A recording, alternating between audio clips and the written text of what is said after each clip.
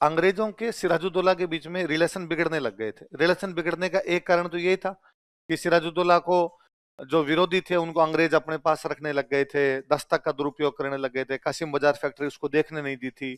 अलीनगर वाली संधि तो हो गई इनके बीच में, पर संधि का दोनों ने पालन नहीं किया था। संधि ये कहती है कि कंपनी जो है वो नवाब के विरोधियों को शरण नहीं दे, पर कंपनी पूरा पूरा दिया करती थी। संधि में ये कहा गया था कि नवाब जो युद्ध हर्जाना देगा, पर नवाब ने युद्ध हर्जाना चुकाया नहीं। तो इनके बीच के रिलेशन तो बिगड़ रहे थे। एक इनके बीच में रिलेशन बिगड़ने का और कारण माना जाता है, एक घटना अभी इनके बीच में, ब्लैक होल घटना। कुछ ही नहीं है, ये नाम देखने से बड़ा लगता है, काल कोठरीन ब्लैक होल। एक छोटा सा कमरा था, उसमें 146 अंग्रेज बंद कर दिए गए थे। 146 अंग्रेज एक छोटे से कमरे में बंद कर दिए गए, बंद कर केवल एक रोशनदान था और कुछ ही नहीं था उस कमरे में। तो दम घुट के मर गए। अगले दिन जब खोले गए तो केवल 30 अंग्रेज मिले थे, सॉरी 23 अंग्रेज। कितने मिले थे? केवल 23 अंग्रेज जिंदा मिले थे, बाकी सारे के सारे मर गए। इंडियन सारे ये कहते हैं कि बात ही झूठी है, ऐसी कोई घटना हुई नहीं। ऐसा कोई संभव होता है क्या? छोटे से कमरे में 8 बाई 10 के कमरे में 100-150 आदमी आएंगे कैसे? और फिर इतने आदमी मर गए, पता ही नहीं चला। और हमारे पास इस बात का कोई प्रूफ नहीं। एक आदमी कहता है कि नहीं भाई साहब ये घटना हुई थी। अंग्रेजों का एक है होलवेल, तो हम होलवेल से पूछते हैं भाई तुझे क्या पता ये घटना हुई थी? उसने कहा उस हॉल में मैं था, और ये जो 23 बच के हैं इनमें से एक मैं हूं, तो मैंने तो इस घटना को देखा ही है। तो कि अंग्रेजों के सिराजुद्दौला के बीच में ये भी एक कारण था कि उनको लगता था इस आदमी ने हमारे 123 बंदे मार दिए। 1857 में भारत में रिवोल्ट हुई थी, ये 1757, क्योंकि तब हम पढ़ेंगे कि 1857 में जब रिवोल्ट हुई थी ना, तो बहुत सारे बाबा जी भारत के गांवों के अंदर घूमे थे, और उन्होंने गांव वालों को कहा था कि एक भविष्यवाणी है अंग्रेजों के बारे में। क्या भविष्यवाणी है? कि अंग्रेजों का राज भारत में 100 साल में खत्म हो जाएगा। अंग्रेजों का राज भारत में 100 साल में खत्म।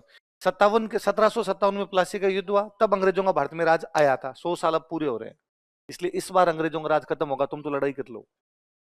57 की क्रांति में एक बड़ा कारण है कि भाई लोग बड़े मोटिवेट थे कि अंग्रेजों का राज तो जाएगा।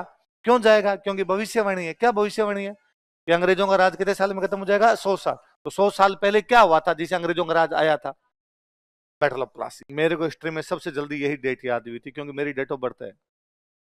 हाँ, तो मेरे को पहले याद हुआ था कि जिस दिन प्लासी का युद्ध हुआ था उस दिन अपने पैदा हुए। मतलब 1757 में नहीं, मैं तो बाद में हूँ, मैं तो बाद में हूँ, पर तारीख तो सेम ही है।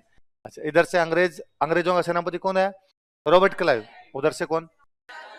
अब सिराजुद्दौला सेना लेके आएगा तो सेना में सेनापति जाएगा। सिराजुद्दौला का सेनापति मीर जाफर, मीर जाफर सेनापति है, तो मीर जाफर पहले से किससे मिला हुआ है? क्लाइव।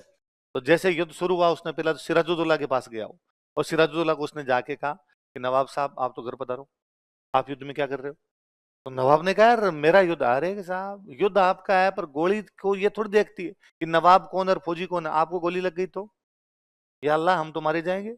यदि नवाब ही चला गया तो नवाब ने कहा तो युद्ध कौन लड़ेगा? मैं, विश्वास नहीं है आपको अपने भाई पे? तो नवाब साहब खुद तो चले गए वापस महल में। अब युद्ध किसने लड़ना है? मीर जाफर। जैसे नवाब साहब गए, मीर जाफर क्लाइव के पास गया कि सर जीत की बधाई हो। क्लाइव ने कहा पर युद्ध तो वही नहीं कि तो नहीं होगा, तो हम तो मिले हुए आपसे, युद्ध ही नहीं हुआ प्लासी में। तो क्लाइव ने कहा छोटा मोटा तो कुछ करो यार ताकि पता चले युद्ध हुआ था। तो उसने कहा हाँ, पूरी आर्मी मेरे तरफ है, पूरी आर्मी नवाब के खिलाफ है, बस ये दो आदमी नहीं मान रहे। एक का नाम था मोहनलाल और एक का था मीर मदान। और एक उसने कहा ये तुम्हारे यूरोप के कुछ लोग हैं फ्रेंच, इनकी और तुम्हारी नहीं बनती क्या? अंग्रेजों का इनसे तो मरी नहीं बनती, इनको तो मारेंगे। अरे कि ये भी उधर नवाब से मिले हुए, और मैं इनको बंगाली में समझा रहा हूँ, मेरी तरफ आता हूँ, इनको समझ में भी नहीं आ रही है, तुम थोड़ा तुम्हारी भाषा में समझा दो। तो 3 लोग नवाब की तरफ है। कौन कौन? मोहनलाल, मीर मदान और, एक तो मोहनलाल और मीर मदान दो थे नवाब के सेनापति है, वो मीर जाफर की बात नहीं मान रहे। वो कह रहे नहीं हम नवाब की तरफ हैं। वफादारी नाम की चीज होती है, जिसकी खाओ बाजरी उसकी बजाओ हाजरी। तनख्वाह लेते हैं नवाब से, अंग्रेजों से कैसे मिल सकते हैं जाके? मीर जाफर ने कहा ठीक है तो तुम बाजरी खाओ, मैं आता हूं एक बार। एक फ्रेंच बटालियन थी, क्योंकि फ्रेंच की और अंग्रेजों की आपस में बनती नहीं है।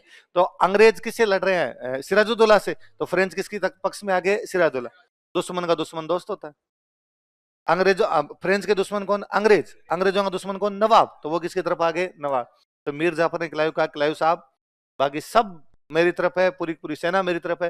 दो तो ये जो मोटे मोटे दिख रहे हैं मीर मदान और मोहनलाल, और एक कौन है? फ्रांसिस, ये मेरी तरफ नहीं है। ये करें हम तो नवाब की तरफ ही रहेंगे। दो दो इनको क्लाइव पड़ा, इनको मारा। आधे घंटे में लड़ाई खत्म हो गई थी।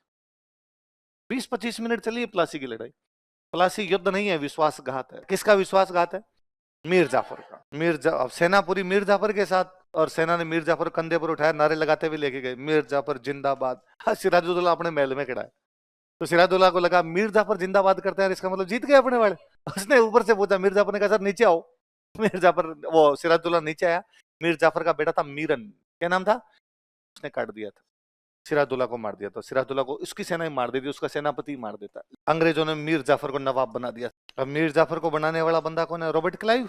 तो ये तो सारी बातें किसकी मानता था, रॉबर्ट क्लाइव।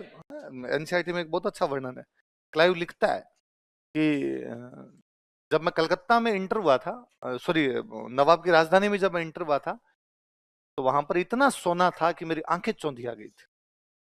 नवाब के पास में इतनी प्रॉपर्टी पड़ी थी कि सोना ही सोना पड़ा था कि मेरी तो आंखें जवाब दे गई, पीला पीला आंखों में आगे लग रहा था, इतना ज्यादा। क्लाइव ये भी लिखता है कि जब हम राजधानी में इंटर हुए तो घरों में ऊपर लोग खड़े होकर हमें देख रहे थे, यदि वो सारे के सारे के नीचे आगे खड़े हो जाते तो भी हमें मार देते। जनता यदि रोड पे आगे बाटे भी मारने लग जाती ना तो भी हमें मार देती, हम संख्या में बहुत कम थे। अंग्रेज तो थे ही नहीं, अंग्रेज तो छोटी सी टुकड़ी गई थी उनकी, वो इतनी बड़ी संख्या में थे, लेकिन फिर भी इंडियंस की इतनी हिम्मत नहीं हुई नीचे आके हमसे लड़ पाते। वो केवल तमाशा देख रहे थे। हर एक अंग्रेज आ गए, टावर राजी हो रहे, नए लोग आए, नए लोग आए, गोरे गोरे आदमी आए एकदम, तो राजी हो रहे थे, किसी के भी नीचे आके लड़ने की भी हिम्मत है। अब उन्होंने किसको बना दिया, मीर जाफर। मीर जाफर को कहते हैं क्लाइव का गिद्दड़। गिद्दड़ डरपोक होता है ऐसे, वैसे एक डरपोक आदमी था, क्लाइव ने इसको बिठा दिया था। बस इसने क्लाइव को उस टाइम 2,34,000 पाउंड दिए थे इंडिविजुअल क्लाइव को, केवल क्लाइव को कितने दिए थे, 2,34,000। ये तो क्लाइव को इंडिविजुअल है, जो क्लाइव खुद अपने घर पे लेके गया था, पर क्लाइव है तो कंपनी का गवर्नर। तो क्लाइव ने कहा यार देख, सीधा सीधा मैं इतना लेके जाऊंगा तो लोगों को डाउट होगा, कंपनी को भी तो कुछ दे, कंपनी ने तेरे को नवाब बनाया। तो इसने कंपनी को 24 परगने दिए थे। पहले क्या, जब राजाओं का जो इलाका होता था ना, उसके अलग अलग टुकड़े होते खूब सारे, इन टुकड़ों को बोलते परगने। क्या बोलते, परगना मतलब आप ये मान लो इलाका, परगना मतलब क्या। तो कितने इलाके दिए थे, 24। अपने पश्चिम बंगाल में आज भी एक जिला है, उसका नाम है 24 परगना। आज भी एक जिला डिस्ट्रिक्ट है, उस डिस्ट्रिक्ट का नाम ही क्या है। थोड़े दिनों में क्लाइव और आ गया, और दे, इसने बेचारे ने थोड़ा बहुत और दिया। अब क्लाइव चला गया। जब क्लाइव चला गया था यहाँ से, तो क्लाइव के जाने के बाद में बंगाल को जो नया गवर्नर बना था, उसका नाम था वेंसीटाट। क्लाइव बंगाल का गवर्नर है, अब बंगाल का गवर्नर कौन बन गया, वेंसीटाट। वो आ गया, उसने कहा रुपए दे। मीर जाफर ने कहा रुपए तो नहीं है, उसने कहा रुपए तो लाने पड़ेंगे कहीं से ला। अब मीर जाफर सोचे यार क्या किया जाए। बंगाल में एक पावर और है, वो है डच। डच भी तो चिनसुरा में बैठे, डच उधर बैठे। तो मीर जाफर ने, और डचों की अंग्रेजों की बनती नहीं आपस में, बंगाल में डच बैठे और बंगाल में अंग्रेज बैठे, तो आपस में तनातनी तो चलेगी। तो मीर जाफर ने डचों से बात की कि भाई लोगों, तुम लड़ना चाहते हो क्या अंग्रेजों से। डचों ने कहा हम मारेंगे इनको, हम बंगाल में। तो कहा मैं तुम्हारे साथ हूँ। तो मीर जाफर किसके साथ मिल गया, डचों। और डचों के साथ मिलकर किसको हराना चाहता है, अंग्रेजों है, वेंसीटाट को हराना चाहता है। पर हायरी किस्मत, अंग्रेजों ने डचों को हरा दिया वेदरा की, बैटल ऑफ वेदरा 1759। और अंग्रेजों ने किसको हरा दिया, और डचों को बहुत दिन हो गए मीर जाफर का साथ देते, भगो यहाँ से। और डचों को भगा दिया। अब डचों को हराने के बाद में अंग्रेज मीर जाफर के पास है कि क्या हाल है। मीर जाफर ने कहा सॉरी, गलती हो गई, मैं उनसे बातचीत कर रहा था। अब वेंसीटाट ने मीर जाफर का तुझे हटाएंगे। तो मीर जाफर ने कहा तो बनाओगे किसको, मेरे को हटा दोगे। तो मीर जाफर का सेनापति है मीर कासिम, और उन्होंने कहा कि हम किसको बना देंगे, मीर कासिम को। सिराजुद्दौला का सेनापति कौन, मीर जाफर। मीर जाफर का सेनापति कौन, और ये जमाई और थे वैसे, सिराजुद्दौला का जमाई था मीर जाफर, मीर जाफर का जमाई था मीर कासिम, रिश्तेदार और थे ये आपस में। तो मीर जाफर ने मीर कासिम को कहा, अरे यार तुम तो मेरे सेनापति हो, तुम मुझे हटाना चाहते हो। उसने कहा क्योंकि सास भी कभी, आप भी तो किसी ना किसी के सेनापति थे भाई साहब। नया नवाब कौन बन गया, मीर कासिम। अब ऑब्वियस सी बात है, जब मीर जाफर को क्यों हटा दिया उन्होंने, क्योंकि रुपए नहीं दे रहा था, क्योंकि रुपए। तो मीर कासिम को क्यों बनाएंगे, क्योंकि रुपए देगा, ऑब्वियस सी बात है रुपए देगा। तो इसने खूब भर भर के दिए, इसने कहा अब खूब, 3 तो सीधे सीधे जिले दे दिए थे उनको। एक जिला पड़ता है आजकल बांग्लादेश में चला गया चटगांव, चटगांव है ना, एक जिला पड़ता है बांग्लादेश में चला गया अगर मिदनापुर, एक जिला और बांग्लादेश की तरफ चला गया बर्धमान।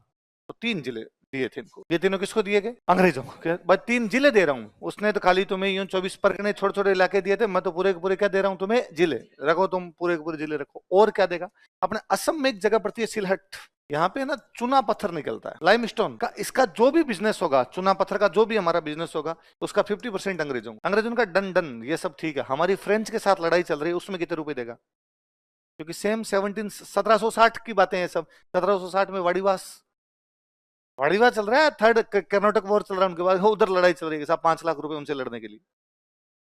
तो दक्षिण भारत में लड़ने के लिए मैं तुम्हें 5 लाख रुपए दूंगा, सिलहट के चुने के व्यापार में तुम्हें 50% दूंगा, और 3 जिले दे रहा हूं मैं सीधे सीधे। पर मीर कासिम इंटेलिजेंट था, मीर कासिम जानता था कि एक बार तो मैं आ गया, पर आज नहीं तो कल अंग्रेज लड़ेंगे तो सही। लड़ना तो पड़ेगा, जब तक अंग्रेज यहाँ पे रहेंगे तब तक मेरी पार तो पड़ेगी। तो उसको लगा अपनी पोजीशन अच्छी की जाए, लड़ना है आज नहीं तो कल लड़ना है, तो पहले थोड़ी सी पोजीशन ठीक कर ली जाए। तो उसने इसको सुधार किया अपने राज्य में। अंग्रेजों का मुख्य अड्डा बंगाल में कौन सा? कलकत्ता। नवाब की राजधानी कौन सी? मुर्शिदाबाद। पास पास में पड़ते हैं कलकत्ता और मुर्शिदाबाद। तो मीर कासिम ने एक तो कहा कि इनके नजदीक नहीं रहना, वरना तो मॉर्निंग वॉक इवनिंग वॉक में आगे कह देते हैं खर्चा दे, इनके पास रहना ही नहीं है।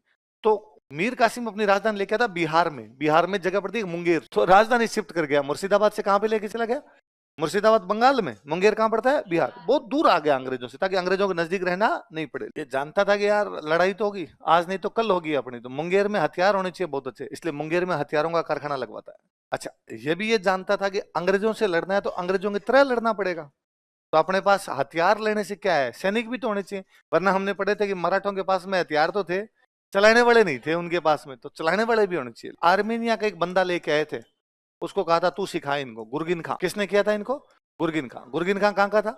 आर्मेनिया। जब राजा कमजोर होता है ना तो अधिकारी बात माननी बंद कर देते हैं। सिराजुद्दौला भी ज्यादा कोई मजबूत था नहीं, कमजोर था, तभी तो मीर जाफर उधर चला गया। फिर मीर जाफर कमजोर है, अब मीर कासिम आ गया, तो मीर कासिम को बताता नहीं यार थोड़ी सख्ती दिखानी पड़ेगी।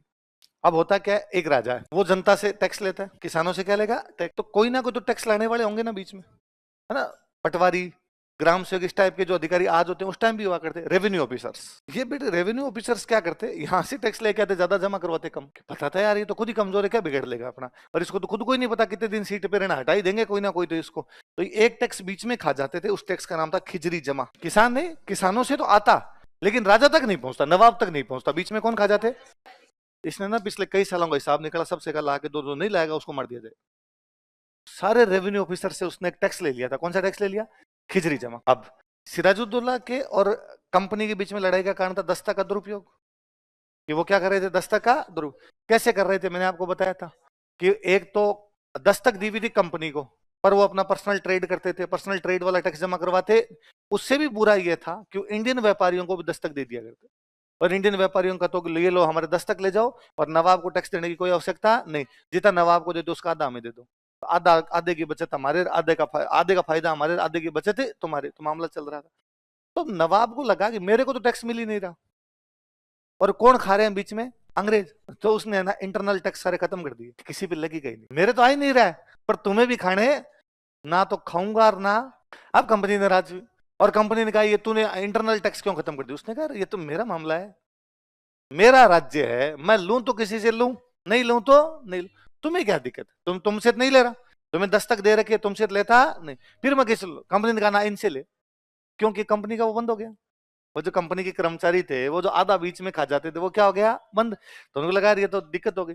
फिर दूसरा, अच्छा अब एक नवाब है, नवाब अंग्रेजों की सहायता से बन के बैठा हुआ है वहां पे, तो उसके जो अधिकारी होंगे उसकी बात मानेंगे? कभी नहीं मानेगा ना।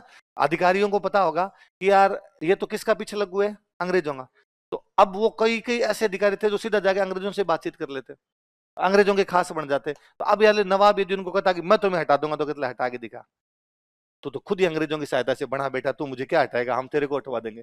तो उसने नोटिस किया कि कौन कौन अधिकारी मेरी बात नहीं मानते, उन सबको हटा दिया उसने। विद्रोही अधिकारी थे उन सबको दंडित किया गया, कईयों को मार दिया गया, कईयों को हटा दिया गया। अब पंगा चलने लग गया। अब पंगा किस बात का है भाई? ये अंग्रेजों के खिलाफ एक भी बात नहीं है, क्या इनमें से कोई बात अंग्रेजों के खिलाफ है? राजधानी चेंज की, कोई अंग्रेजों को नुकसान है? नहीं।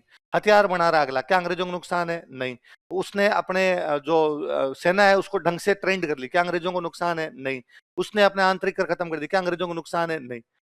पर है क्या, नवाब तो ये चाहता है कि बंगाल में मेरी शक्तियां बनी रहे, अंग्रेज ये चाहते हैं बंगाल में हमारी शक्तियां बढ़े।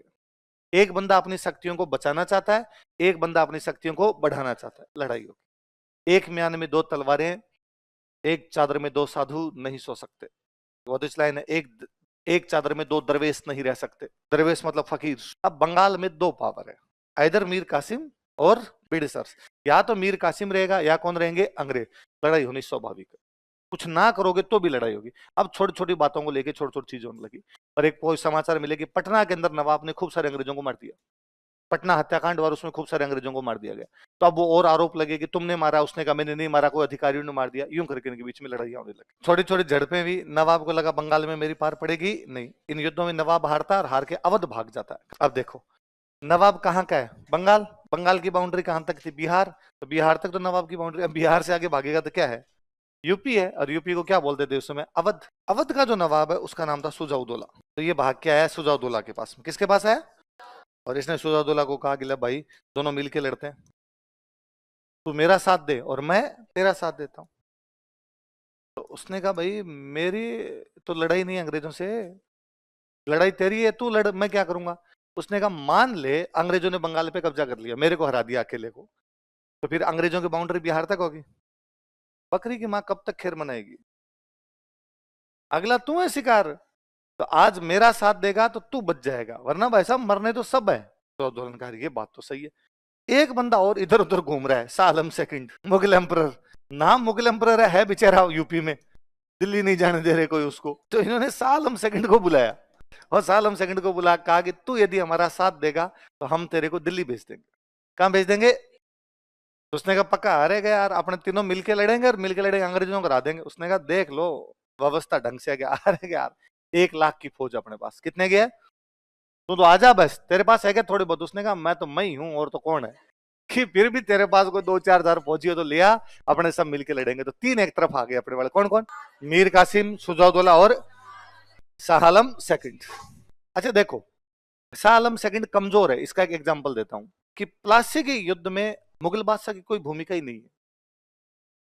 भारत में अंग्रेज 1757 में इतना बड़ा युद्ध लड़ रहे हैं, प्लासी, प्लासी डिसाइडिंग बैटल, कि प्लासी के बाद में अंग्रेजों को क्या मिल गया? बंगाल। और मुगल बादशाह का अता पता ही नहीं।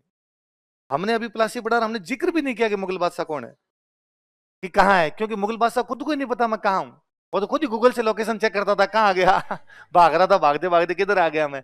ये है कि मुगल बादशाह का पतन क्या है, कि साहब हम युद्ध पढ़ रहे हैं लेकिन युद्ध में मुगल बादशाह कोई जिक्र। अच्छा, कल हमने एंग्लो मराठा वॉर पढ़े, हम पढ़ रहे हैं कौन मुगल बादशाह था?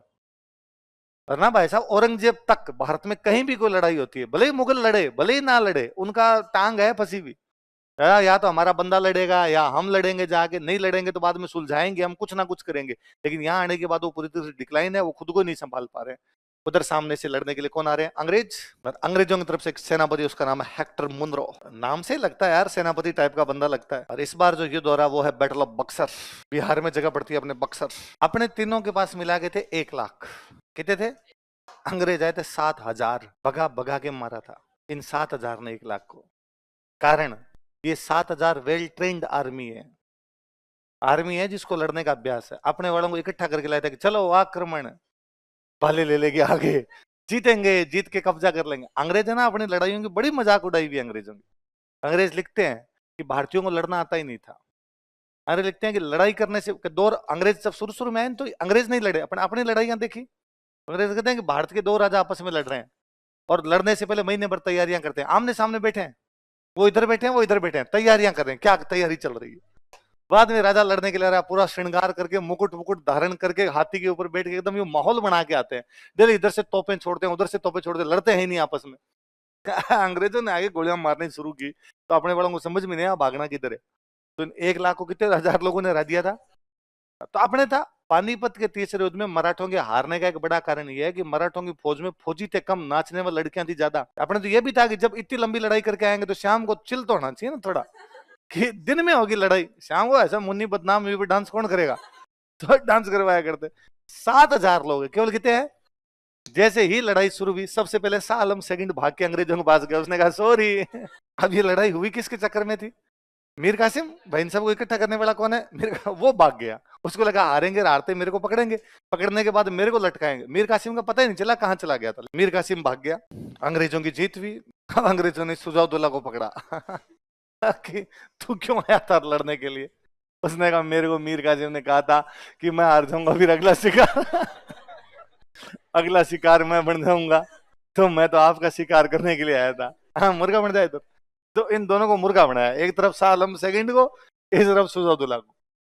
अब आप चीज नोटिस करो, एक बंगाल के नवाब का हारना, इसका मतलब बंगाल के नवाब के पास क्या क्या जगह है? बांग्लादेश, पश्चिम बंगाल, बिहार, उड़ीसा, झारखंड, इवन असम, ये सिलहटर, ये क्या है? असम का खूब सारा पार्ट। अवध का हारना, अवध के नवाब के पास क्या है? यूपी। कितना बड़ा स्टेट है, पूरा का पूरा यूपी उसके पास पड़ा है। मुगल बादशाह के पास कुछ ही नहीं, पर नाम तो है कि मुगल बादशाह आ रहा है। है ना। नॉर्थ इंडिया का एक पर नाम मात्र का ये, पर नॉर्थ इंडिया को राजा कौन माना जाता है? एक झटके में, एक लड़ाई के अंदर अंग्रेजों के पास में पूरा नॉर्थ इंडिया और पूरा नॉर्थ ईस्ट आ गया। पूरा तो नॉर्थ इंडिया मतलब दिल्ली से लेके गंगा यमुना दोआब तक नीचे तक एकदम यूपी, और फिर आप यू मान लो दिल्ली, हरियाणा, यूपी, बिहार, उड़ीसा, झारखंड, असम, पश्चिम बंगाल, बांग्लादेश। अंग्रेजों को समझ नहीं आप करें क्या? उनके पल्ले ही नहीं पड़ी, इतना बड़ा इलाका एक जगह वो सोच के नहीं आए थे इतना। उनको लगा था लड़ाई होगी, और लड़ाई होगी तो बाद में मीर कासिम ने लड़ाई रोक देंगे, हम मीर कासिम को हटा देंगे, हटा के बंगाल में और किसी को बना देंगे। पर अब तो भाग गया वो तो, पूरा बंगाल उनके सामने पड़ा है, और सुजाउद्दौला और शाह आलम सेकंड मुर्गे बड़े बैठे उनके सामने। तो इनके हेक्टर मुनरो के तो पल्ले ही नहीं पड़ा, करना क्या है। तो उनका यार इस मामले को डील कौन करेगा, इतना बड़ा मैटर हो गया, इसको डील कौन करेगा। तो यार पहले डील कौन करता था इनके साथ कि रॉबर्ट क्लाइव। कौन करता था? तो क्लाइव वापस चला गया था इंग्लैंड। क्लाइव को वापस बुलाया गया। कोई आदमी जब इंटेलिजेंट होता है और कोई आदमी में स्किल होती है तो उसकी क्या पहचान है। क्लाइव एक बाबू था, लिपिक क्लर्क, ईस्ट इंडिया कंपनी का क्लर्क था। धीरे धीरे वो ईस्ट इंडिया कंपनी का सेनापति बनता है, धीरे धीरे वो यहाँ का गवर्नर बनता है। यहाँ बंगाल के साथ में सिराजुद्दौला को हरा के मीर जाफर को वही बना के जाता है। वो इंग्लैंड चला गया था, उसको केवल इसलिए बुलाया गया कि इन दो मुर्गों का करें क्या। बंदे की वैल्यू ये होती है। रॉबर्ट क्लाइव इन दोनों व्यक्तियों के साथ में इलाहाबाद में संधियां करता है। कहा किससे करें भाई, दो आदमी है, पहले संधि किससे करेंगे? मुगल बादशाह। अरे उसके पास तो कुछ है नहीं, नाम तो है। तो पहले संधि के लिए कौन बुलाया गया? अंग्रेजों ने पूछा पहले तो ये बता तू आया क्यों था, तेरी हमारी तो कोई दुश्मनी, तू लड़ने आया ही क्यों था? इसने कहा वो दोनों ने मेरे कहा था तेरे को दिल्ली छोड़ के आएंगे। अंग्रेजों ने कहा दिल्ली छोड़ के आएंगे मतलब तू रहता कहाँ अभी? उसने कहा डांग माथे डेरा है कभी इधर जाता हूँ और कभी, क्या तेरी कोई परमानेंट एड्रेस नहीं है? उसने कहा ना साहब अपने तो कोई परमानेंट एड्रेस नहीं। तो अंग्रेजों ने इसको कहा कि हम तेरे को दो जगह दिलवाते हैं, इलाहाबाद और कड़ा। कौन कौन सी? यूपी में दो जगह थी, एक तो ये जहां पर बैठे इलाहाबाद, इलाहाबाद के पास में एक जगह और थी उसका नाम था कड़ा। उसने कहा पर मेरे पास तो रोटी का जुगाड़ नहीं है। तो अंग्रेजों ने कहा हम तेरे को एक साल की 26 लाख रुपए पेंशन देंगे। उसने कहा झूठ बोल रहे हो, इतने रुपए होते हैं क्या उसके बेचारे के एक साथ इतने रुपए कभी देखे हुए? झूठ बोल रहे हैं, इतने रुपए तो होते ही नहीं है। और उसने कहा कि इलाहाबाद और कड़ा मेरे को दोगे आपकी? हाँ। ये तो तुम्हारे पास है ही नहीं भाई, मैं कोई चीज आपको तभी तो दे सकता हूं जब मेरे पास हो। इलाहाबाद और कड़ा तो अवध के नवाब के पास है, अवध के नवाब की जगह आप कैसे? अंग्रेजों ने कहा चुप रहे, तो हम तेरे को 26 लाख रुपए और देंगे। उसने कहा ठीक है मान लिया, ये तो मैथ्स वाला माना की है कि माना की करे मूल्य 100, तो माना की इलाहाबाद और कड़ा मेरे हैं, माना की 26 लाख रुपए। तो अंग्रेजों ने कहा अब तू हमें कुछ चीजें देगा। उसने कहा मैं कहा तो मेरे पास तो खुद के पास ही नहीं है, जो तुम्हारे पास नहीं है वो तो मुझे दे रहे हो, जो मेरे पास नहीं है मुझसे ले रहे हो। इतने बड़े लोग मैंने पहले दुनिया में देखे। अंग्रेजों ने कहा चुप रहे, तू खाली साइन कर। साइन क्या होता कि बंगाल, बिहार, उड़ीसा के दीवानी अधिकार कौन कौन से? बंगाल, बिहार, उड़ीसा का पूरा जो टैक्स है वो कौन लेंगे? अंग्रेज लेंगे। उसने सालम सेकंड ने वापस कहा प्लीज तुम शायद बोले आदमी हो, देखो मैं गरीब हूं पर झूठा नहीं हूं, ये मेरे पास नहीं है। तुम कह रहे हो हम तेरे से लेंगे, ये तो मेरे पास ही नहीं है, मैं दूंगा कैसे? अंग्रेजों का ले लेंगे, तू खाली लिख के दे दे। क्योंकि मुगल बादशाह लिख के देगा, बाद में हम बंगाल के लोगों को जा कहेंगे टैक्स हम लेंगे। बंगाल के लोग कहेंगे तुम किस बात का टैक्स लोगे? सब मुगल बादशाह ने लिख के दिए। तू नहीं है पे तेरा नाम है, लोगों को अभी तक पता नहीं, तू खोखला हो चुका है। हम जानते हैं, तू जानता है, तू बाहर बताना मत किसी को, मेरे को कुछ ही नहीं आता है। तो ये संधि बड़ी जोरदार है।